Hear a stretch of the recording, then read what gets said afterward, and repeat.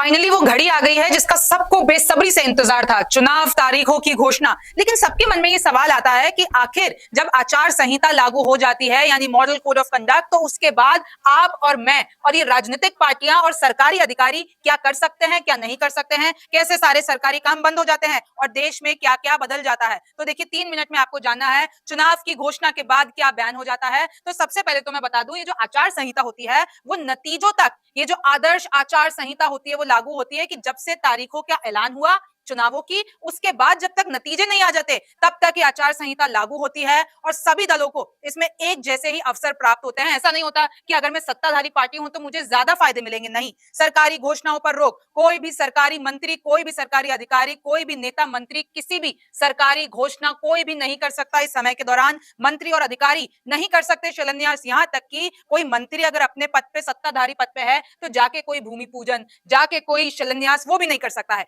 योजनाओं को शुरू करने से भी प्रतिबंध। अब मैं ये भी बता दूं कि जो नई योजनाएं सरकार लाती है, तो अब जब से ये आचार संहिता लागू होती है तब से कोई भी नई योजना, कोई भी नई अनाउंसमेंट सरकार नहीं कर सकती है, उस पर बैन है। और तो और ये रैलियों के लिए सरकारी विमान, कोई वाहन, कोई मशीनरी, कोई कर्मियों सहित परिवर्तन, आप कुछ भी इस्तेमाल नहीं कर सकते। अगर आप सरकार में मंत्री हैं, नेता हैं, कुछ भी है, सत्तारूढ़ दल हितों को आगे बढ़ाने के लिए ये कोई भी काम नहीं कर सकती है। सबको एक जैसे अवसर दिए जाएंगे। सरकार नहीं कर सकती ट्रांसफर पोस्टिंग। आप घोषणाएं तो नहीं कर सकते हो, लेकिन आप किसी अधिकारी की ट्रांसफर या पोस्टिंग भी नहीं कर सकते हो, क्योंकि जब से आचार संहिता लग जाती है तब से सारी powers election commission of India के पास आ जाती है। चाहे फिर वो पुलिस फोर्स हो, चाहे फिर वो सुरक्षा एजेंसी हो, चाहे फिर वो अधिकारियों की पोस्टिंग हो, तो इस पे सब कुछ सरकारी काम, यानी सरकारी अधिकारियों का, सरकारी मंत्रियों का कोई रोल नहीं रहता है। चुनावी रैलियों के लिए हेलीपैड नहीं मिलता है, मैदान नहीं मिलता है। कि ऐसा नहीं कि अगर मैं सत्ता में हूं और बीजेपी में हूं तो पहले मुझे ये सर्विसेज मिलेगी, नहीं। सबको बराबर का हक दिया जाएगा।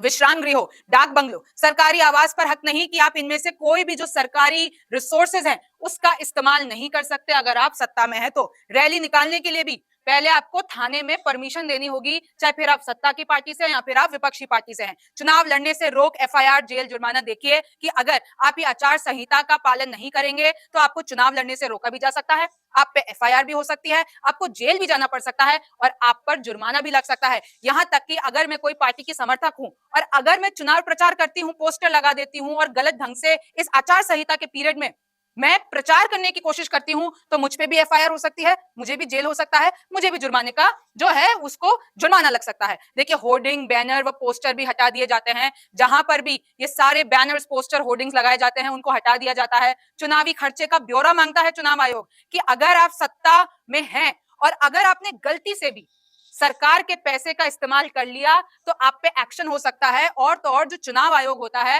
वो आपने जितना भी इस पीरियड में चुनावी खर्चा किया है उसका पूरा ब्यौरा मांगता है और अगर आपने वो गलत दिया तो आप पे संविधान के तहत एक्शन लिया जाएगा। अब देखिए, सिर्फ लोकसभा चुनाव नहीं है बल्कि उड़ीसा, सिक्किम, अरुणाचल प्रदेश और आंध्र प्रदेश में विधानसभा चुनाव भी हैं। तो पूरे देश में ये आचार संहिता, ये सारे रूल्स आपको फॉलो करने पड़ेंगे इस पूरे चुनावी पीरियड के दौरान। तो मेरी आपको यही सलाह है, चाहे आप कोई पार्टी हो या कोई पार्टी के समर्थक हो, ऐसा कोई भी काम मत करना जो आचार संहिता के विरोध में हो, क्योंकि ये अब लंबा समय तक चलने वाली है। आप न्यूज़ 24 देखते रहिए। मैं हूं रिमझिम जेठानी, फिर मुलाकात होगी। नमस्कार, मैं हूं मानक गुप्ता। अगर आपको हमारा ये वीडियो पसंद आया हो तो इसे लाइक और शेयर जरूर करें और हाँ, हमें सब्सक्राइब और फॉलो करना ना भूलें ताकि आप देश और दुनिया की कोई खबर मिस ना करें। तो जुड़े रहिए हमारे साथ और देखते रहिए न्यूज़ 24।